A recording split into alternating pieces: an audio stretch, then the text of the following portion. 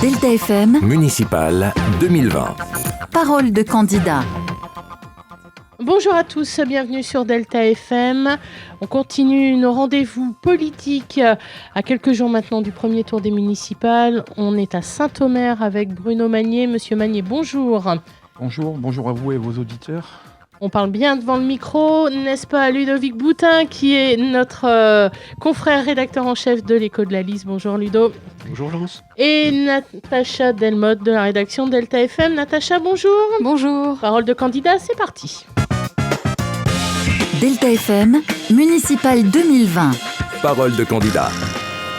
Bruno Magnier, vous êtes candidat pour retourner, on va dire, dans le bureau de maire de Saint-Omer. Vous avez déjà fait ce mandat de maire. C'était le mandat précédent que celui qui se termine. Pourquoi vous avez tenu à mener cette liste et à être à nouveau candidat ? Eh bien tout simplement parce que j'aime ma ville, j'aime la ville de Saint-Omer. C'est une belle ville.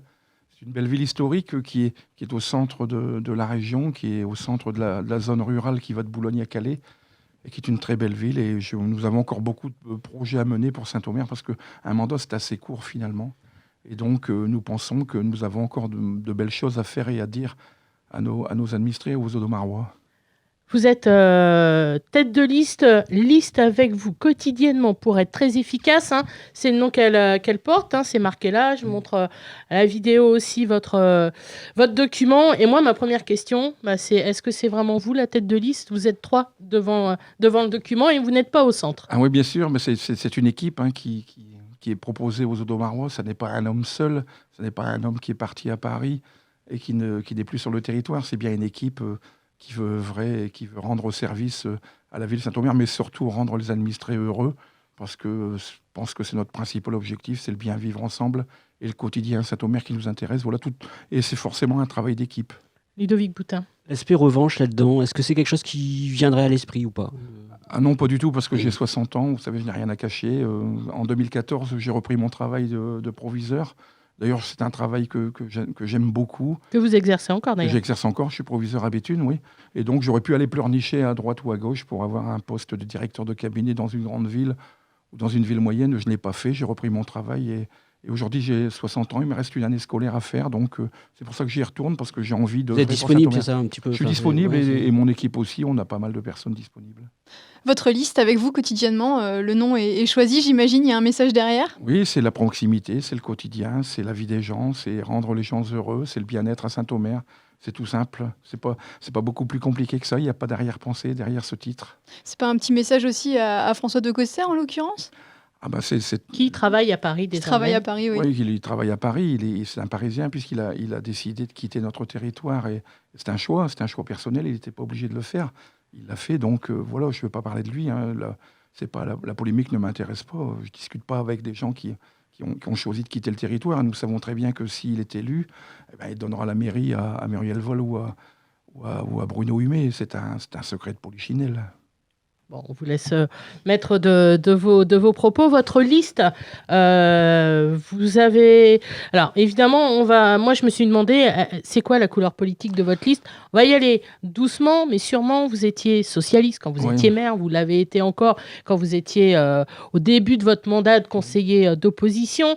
Ces derniers temps, vous êtes écologiste, d'Europe Écologie Les Verts. Ça se passe mal. Vous êtes où ?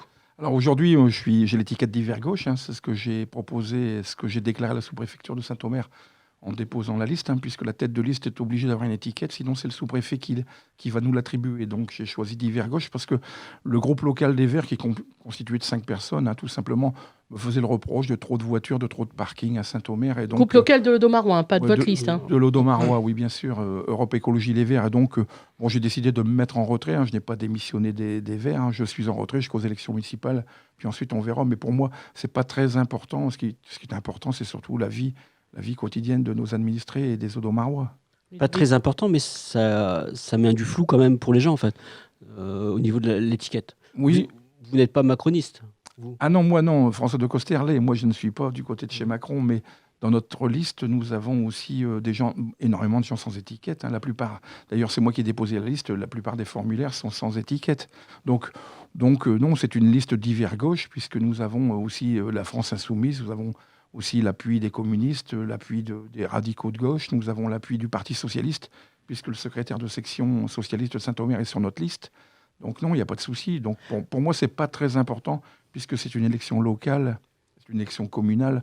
Donc notre idée et notre principe, c'est plutôt d'aider les gens dans leur vie quotidienne. Est-ce que vous sentez qu'il peut y avoir un enjeu, se dire que je vais voter pour François Decoster, soutien proche de Macron, ou je vais voter plutôt à gauche, contre Macron? Est-ce que ça peut entrer en jeu ou pas sur certains électeurs, à votre avis? Sur certains électeurs, le fait d'appartenir au groupe Macron, ça peut jouer. Le fait de ne pas avoir d'étiquette, je n'en sais rien, mais je pense que les Audomarois, aujourd'hui, peut-être vont-ils se reporter sur la politique locale, leur dégoût de la politique nationale, mais je ne veux pas reproduire au niveau local ce qu'on entend au niveau national. Moi, ça ne m'intéresse pas.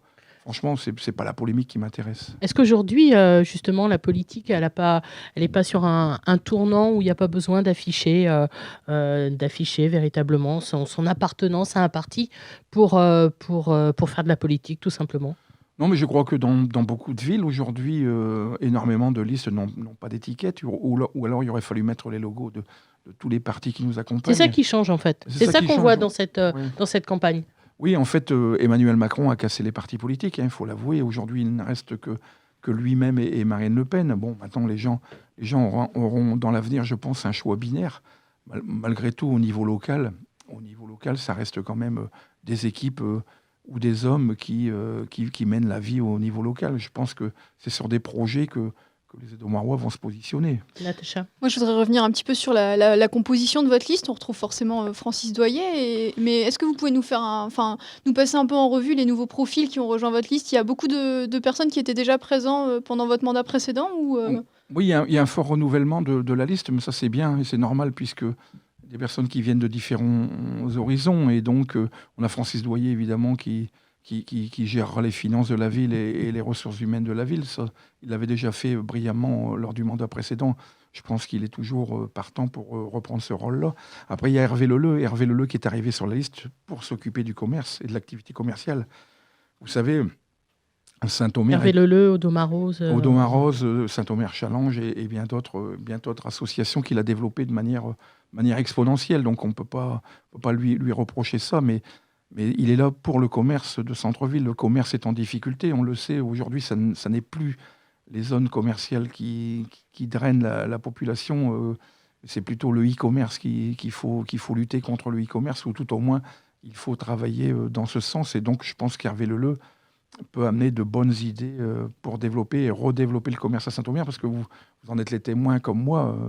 La rue de Dunkerque, la rue de Calais, n'en parlons pas. La rue de Calais a quasiment disparu. La rue de Dunkerque, il y a une quinzaine de commerces qui sont fermés uniquement sur le haut de la rue de Dunkerque. On a besoin de personnalités comme lui pour s'occuper concrètement du commerce à Saint-Omer. Là, il y a des élus qui ont voté pour faire agrandir les zones de Longness et d'Arc à une certaine époque. Là. Oui, à une certaine époque, ça a été un choix, mais aujourd'hui, on ne peut pas toujours tout comparer. Vous savez, le développement des zones commerciales, Joël Duquesnoy, vous pourrez vous en parler en disant qu'Hasbrook a pris énormément de retard et que les Hasbroukois viennent faire leurs courses à Saint-Omer. Toute la zone rurale, je vous l'ai expliqué en début d'émission, Saint-Omer est la capitale de la zone rurale de Calais, Boulogne, Dunkerque et donc Montreuil, Berck-Montreuil. On pourrait aussi parler de Berck-Montreuil.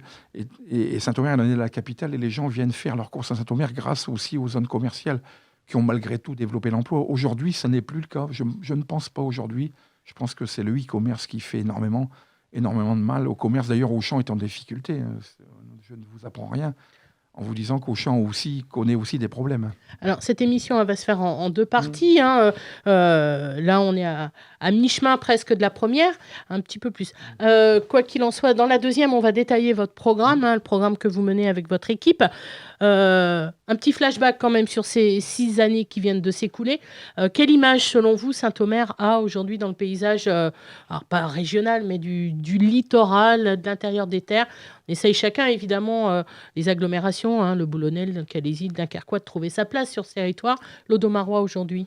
L'Audomarois est coincé entre Lille et Dunkerque. Il faut savoir que le flux d'employés, d'ouvriers se déplace plus vers Dunkerque que vers Lille. Alors on a besoin d'une gare développée et d'un lien avec Lille qui soit plus fréquent et plus rapide. ça c'est certain.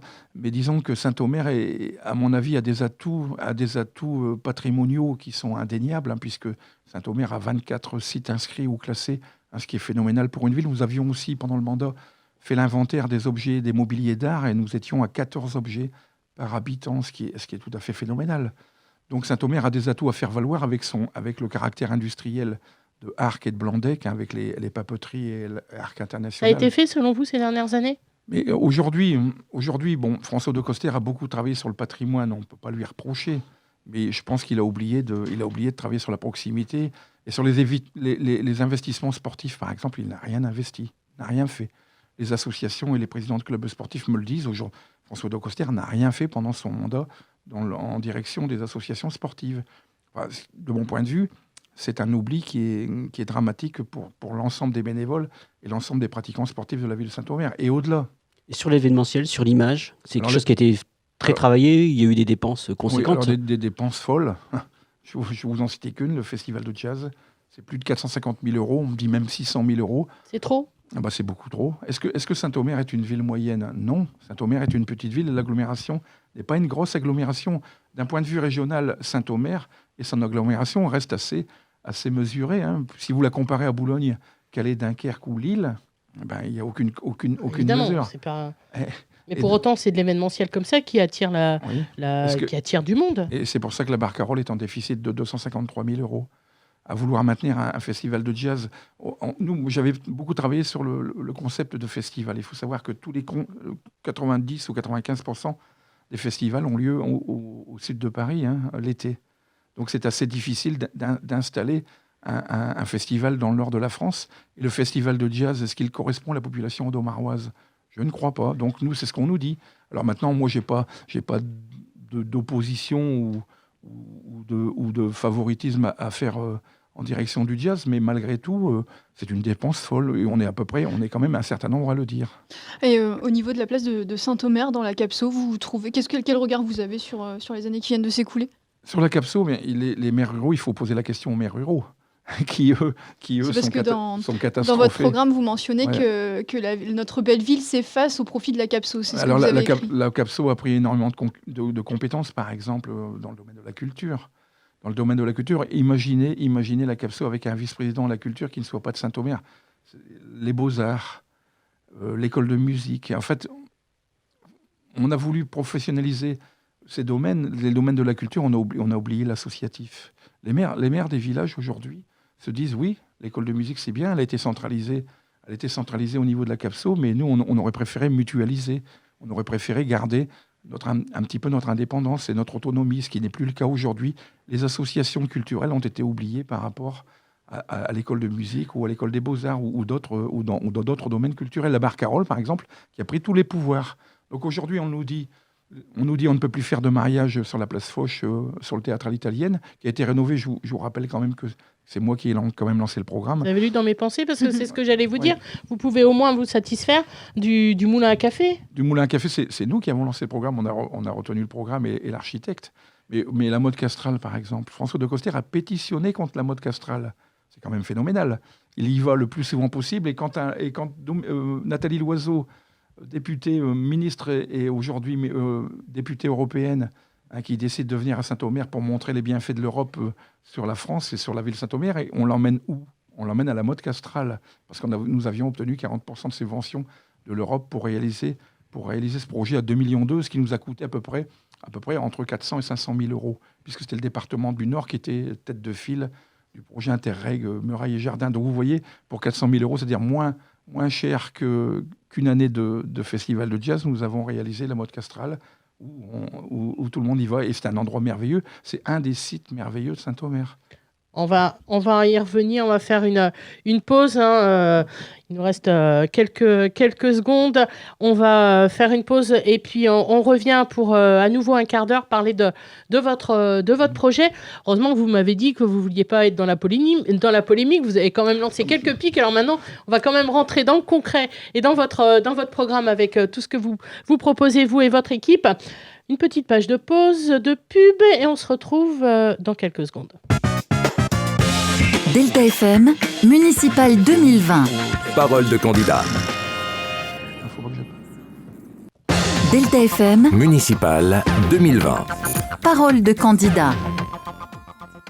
Deuxième partie de notre émission concernant les élections municipales à Saint-Omer avec Bruno Magnier qui est là avec nous depuis un bon quart d'heure maintenant. Après cette pause, on va développer le programme de la liste que vous menez. Je suis toujours en compagnie de Ludovic Boutin, le rédacteur en chef de l'Écho de la Lys, et de Natacha Delmotte de la rédaction de Delta FM. Bruno Magnier, vous menez une liste qui est, on l'a dit tout à l'heure, composée avec un profil très mélangé. Des jeunes, des moins jeunes, des gens d'expérience, des gens du commerce, des gens de la société civile en général, et vous nous l'avez dit, sans avoir une étiquette politique bien affirmée. Pour autant, il y a des priorités dans votre programme, j'imagine. Oui, tout d'abord, nous avons une liste qui ressemble beaucoup à la population domaroise. Nous avons des demandeurs d'emploi, par exemple. Nous avons quelques-uns ou quelques-unes.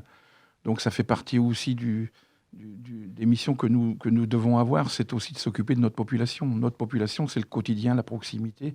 Donc avec une liste qui correspond et qui ressemble pour beaucoup à notre population, je pense que nous avancerons mieux et nous aurons des témoignages des quartiers et des habitants plus facilement qu'en étant hors sol comme d'autres listes. Saint-Omer, oui, à l'image d'une belle ville, une ville agréable, mais il y a aussi un quartier politique de la ville. Qu'est-ce qu'une mairie peut faire pour se sortir de cette ornière sociale, en fait? Voilà, Saint-Omer est une ville pauvre, il faut le savoir. Donc Saint-Omer, en gros, c'est un budget de 30 millions d'euros, à peu près, avec 10 millions d'investissements et à peu près 20 millions de fonctionnement. Et donc Saint-Omer est une ville pauvre, avec 67% des gens qui ne paient pas d'impôts à Saint-Omer et 30% des gens qui vivent sous le seuil de la pauvreté. Mais nous avons, par exemple, à Saint-Omer, des propriétaires pauvres. Il n'y a pas que des locataires, donc il faut aussi travailler pour cette population qui souhaite tout simplement vivre à Saint-Omer de manière digne et heureuse. Quel levier on peut actionner dans ces cas-là? Alors dans ce cas-là, il faut travailler. On a beaucoup travaillé avec Francis Doyer sur les jardins familiaux, puisque nous avons acheté 5 hectares de zones naturelles du côté de la gare, du côté de la voie ferrée. Quand vous étiez maire? Quand on était maire, et puis donc il faut travailler sur des jardins familiaux, il faut travailler sur des services d'échange, il faut travailler sur tous ces points et accompagner ces personnes qui vivent dans des logements sociaux.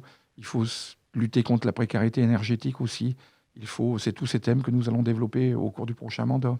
C'est-à-dire créer plus de solidarité? Plus de liens, plus de solidarité, plus d'entraide entre les personnes et que les personnes se connaissent dans les quartiers. Nous avons créé aussi le centre social et culturel à l'époque, puisque Saint-Omer n'en était pas doté, puisqu'on avait obtenu l'agrément de la CAF de manière très rapide, puisque nous avons battu tous les records en France en l'obtenant en 15 mois.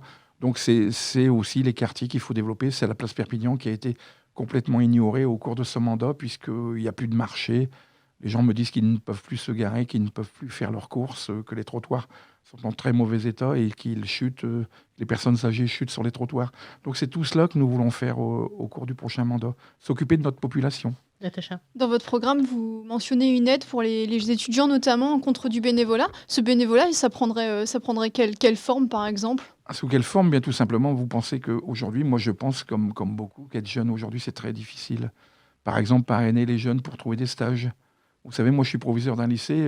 Avant les vacances, j'avais 5 stagiaires d'autres lycées. Donc à la mairie de Saint-Omer, nous prenions, à l'époque où j'étais élu, nous prenions énormément de stagiaires pour rendre service aux familles et aux enfants et aux élèves, forcément, qui avaient du mal à trouver des lieux de stage, mais aussi et donner de nouvelles ressources aux jeunes qui en ont besoin. Alors en fonction du quotient familial, évidemment, nous n'allons pas disperser l'argent comme ça, mais tout simplement sur du travail de bénévole. Il y a des heures supplémentaires à la ville de Saint-Omer. Les agents les font vraiment, mais nous avons aussi besoin d'aide de jeunes. Et donc pour ça, nous pouvons les aider à financer leurs études, nous pouvons les aider à financer leur permis de conduire en contrepartie d'un petit soutien pour la ville. D'animation, par exemple, d'animation dans les clubs sportifs.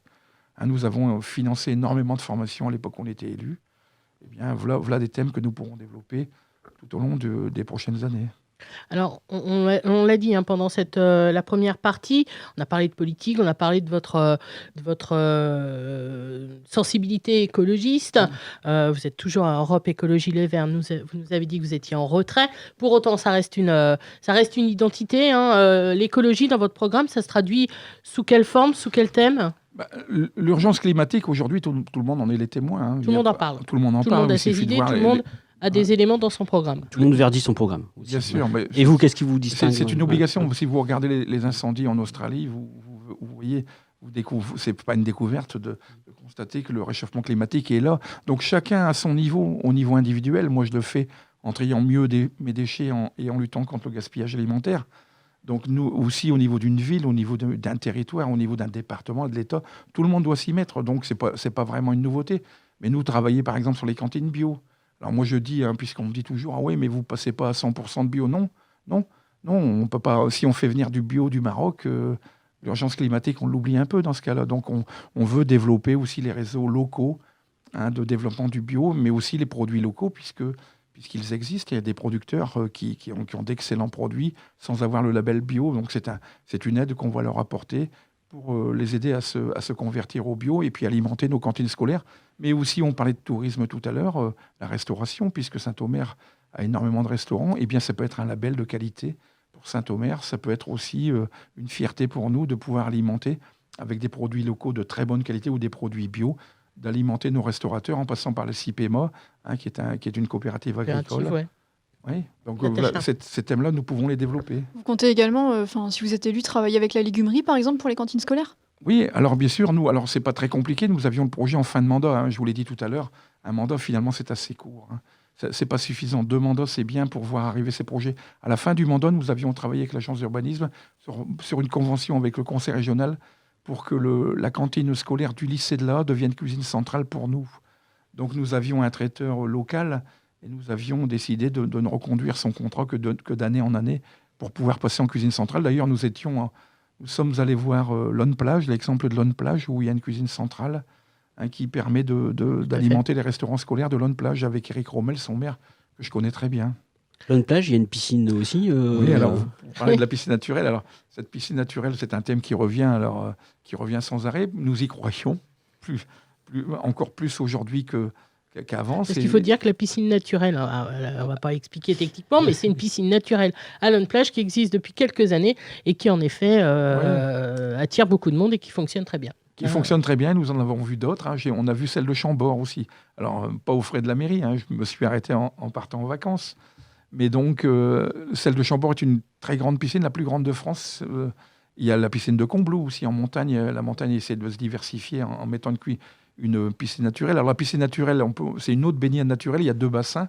Et nous avions, vous parlez d'écologie, nous avions alimenté les pompes par l'alimentation solaire et d'énergie renouvelable. Il y avait aussi des blocs sanitaires pour accueillir qui étaient entièrement solaires, pour accueillir les centres d'été. Donc cette piscine a 3 fonctions. Une fonction sociale, puisqu'il faut un point d'eau pour ceux qui ne partent pas en vacances, parce qu'ils sont très nombreux à ne pas partir en vacances. Il faut aussi le rôle touristique. Comment voulez-vous que Saint-Omer devienne une ville touristique et attirer le touriste si vous ne pouvez pas vous baigner une journée ou 2 au cours de cet été? Et puis une fonction sportive, puisque Saint-Omer va accueillir le championnat d'Europe des nations, je pense que c'était en 2016, et va accueillir les championnats du monde de kayak polo en 2022, si je me souviens bien. Donc voilà de bonnes raisons de développer cette piscine naturelle qui se fait partout ailleurs. Alors encore une fois, pourquoi Saint-Omer, au centre de cette zone rurale et qui se veut à vocation touristique, n'est pas un point d'eau?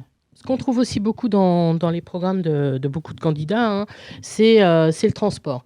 Oui. La question du transport, trop de voitures, pas assez de transport électrique. Enfin voilà, il y en a même sur Dunkerque, je vais vous donner une info, qui veulent faire dans le téléphérique. Donc voilà, chacun a son idée. Le transport à Saint-Omer, est-ce que c'est facile d'imaginer une liaison différente? Oui, parce que nous avons l'exemple de Dunkerque, de Calais, de Poitiers, où le transport est gratuit. Alors c'est un calcul à faire puisque c'est chacun d'entre nous. Le bus gratuit, oui. Il y en a qui s'interrogent aussi le jour où la facture va tomber. C'est le contribuable qui paye quand même toujours. Ouais. Alors vous avez une taxe transport qui va de 0,6 à 2%, qui est prise sur votre salaire. Donc on peut aussi augmenter cette taxe, mais on va dire que c'est les patrons qui vont encore payer. Mais en fait, non, c'est un calcul à faire entre le recueil de cet argent et puis les recettes, et puis tout simplement de vérifier que c'est jouable. Si nous voulons retirer des voitures, si nous voulons supprimer une voiture, il faut absolument que le transport devienne gratuit. Ça me paraît évident. Ou alors à ce moment-là, on va multiplier le nombre de voitures. Et si on veut si on veut que la clientèle puisse rentrer dans Saint-Omer, il faut aussi pouvoir accéder au centre-ville par des navettes gratuites. Natacha, le temps que vous buvez un petit coup d'eau. En l'occurrence, on parle des transports en commun, mais du coup, on parle aussi du stationnement par cette question.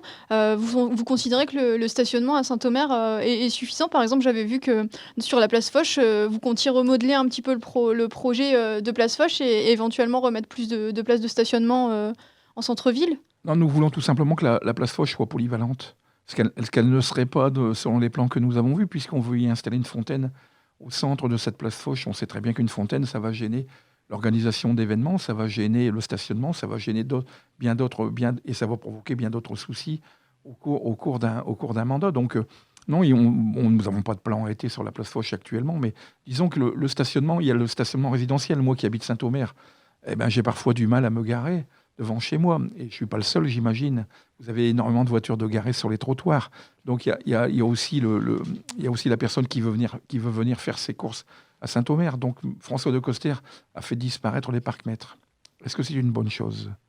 Est-ce que ça n'a pas multiplié les voitures ventouses?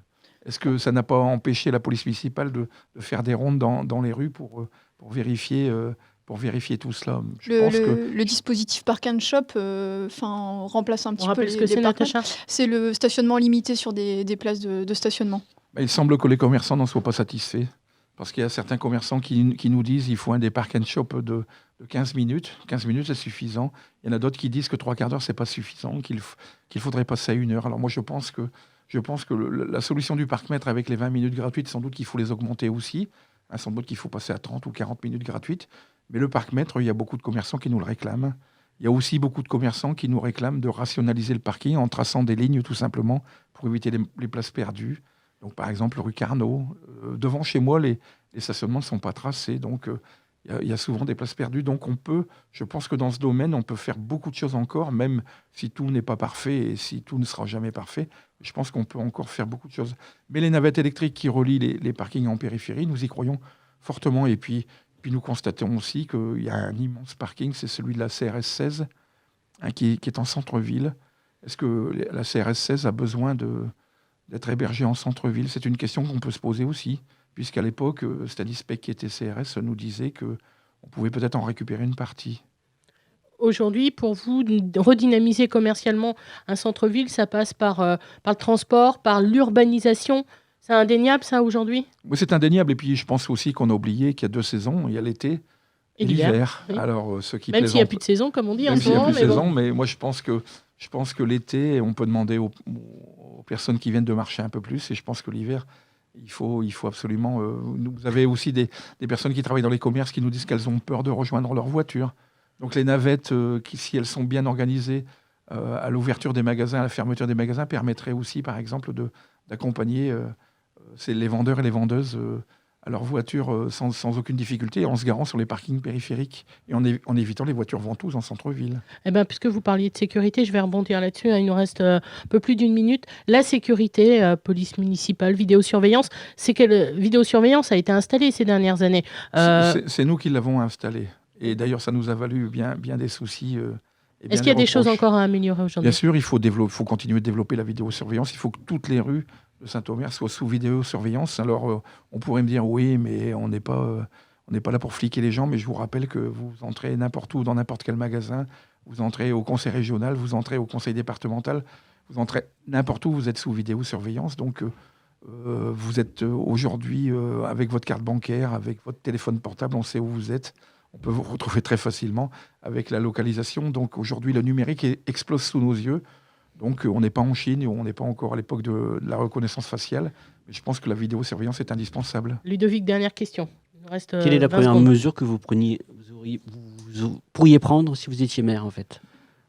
Tout simplement faire un audit financier de la ville avec le Trésor public pour connaître nos marges de manœuvre et savoir quelle est la proportion d'endettement et quelles sont les factures qui resteraient encore réglées. Comme conseiller municipal, vous n'avez pas ces données Non, on n'accède pas à tout, puisque maintenant, en étant conseiller municipal, il faut demander l'autorisation pour obtenir des factures. D'ailleurs, c'est ce qui nous est arrivé avec la Grande Roue, puisqu'on a eu vraiment énormément de difficultés à obtenir une facture pour la Grande Roue aux fêtes de Noël. Merci beaucoup, ce sera le mot de la fin. Merci Merci beaucoup à Bruno Magnier. Merci beaucoup Ludovic Boutin, le rédacteur en chef de l'Écho de la Lys, nous avoir accompagnés durant toutes ces émissions politiques. Merci Natacha Delmotte, qu'on va retrouver à la rédaction de toute façon. Interview que vous retrouverez aussi sur Internet et sur Facebook de l'Écho de la Lys et de Delta FM. Merci à vous et rendez-vous le 15 mars pour le premier tour des municipales. Parole de candidat à retrouver aussi en replay et en vidéo sur deltafm.fr et Facebook.